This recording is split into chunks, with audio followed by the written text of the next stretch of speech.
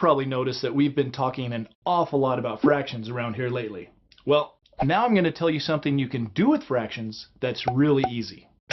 No, not juggling fractions.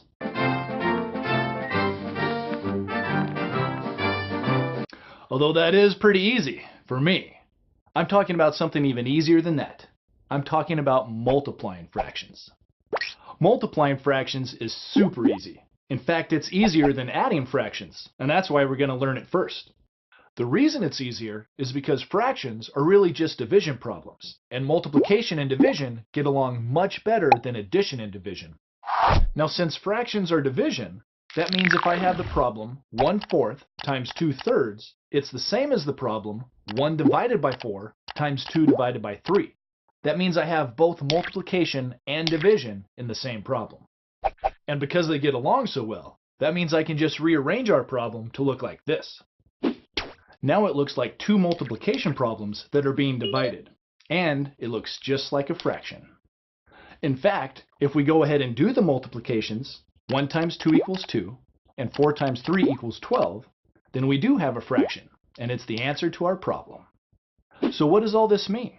Well, it means that to multiply fractions, all you have to do is multiply the top numbers, and then multiply the bottom numbers, and ta-da! There's your answer. As always, let's see an example or two. Let's try this problem, 2/3 times 4/5. Now we could rewrite the problem like we just saw, but that's not necessary as long as we remember the procedure. First, we know our answer is going to be a fraction, so let's go ahead and write a new fraction line for it. Next, we multiply the top numbers. 2 times 4 equals 8, so 8's the top number of our answer.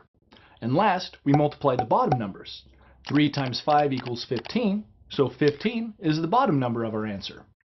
There we have it. 2 over 3 times 4 over 5 equals 8 over 15. See how easy that was? And fun, too. Even funner than video games. Okay, time for another example. Let's try 6 over 11 times 7 over 8. From our multiplication table, we know that 6 times 7 equals 42. So 42 is the top number of our answer. And on the bottom, we have 11 times 8, which is 88. So 6 over 11 times 7 over 8 equals 42 over 88. Oh, now some of you might see that this answer could be simplified, but we'll save simplifying fractions for another video. All right, let's see one last example. Here it is. 1/2 times 4 over 3 times 3 over 5. Wait a minute, this has 3 fractions multiplied together, and the middle one looks like an improper fraction because its top number is bigger than its bottom number. Does our procedure work for this problem too? Yep, all we have to do is multiply all the top numbers together, and then multiply all the bottom numbers together, and we'll have our answer. And this will work no matter how many fractions we have to multiply. So on the top, we have 1 times 4 is 4, and 4 times 3 is 12. And on the bottom, 2 times 3 is 6, and 6 times 5 is 30. That means our answer is 12 over 30. So there you have it.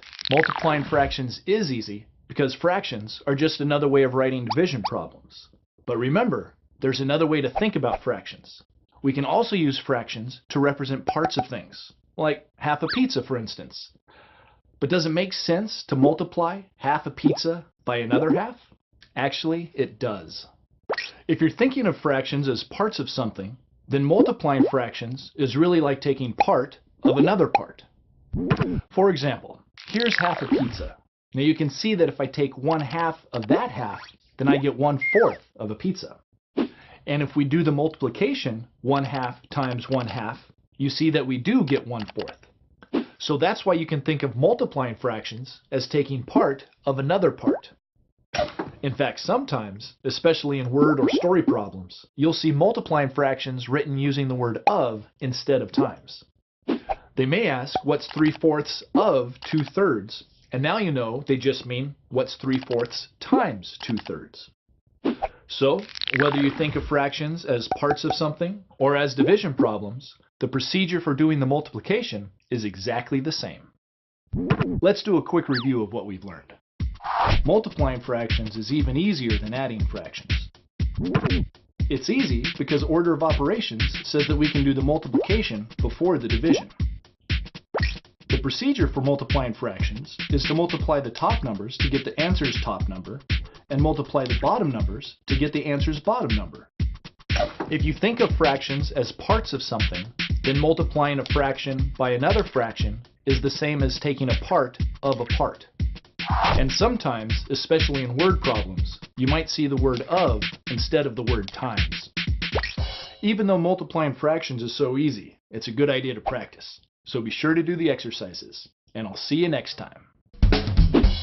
Learn more at mathantics.com.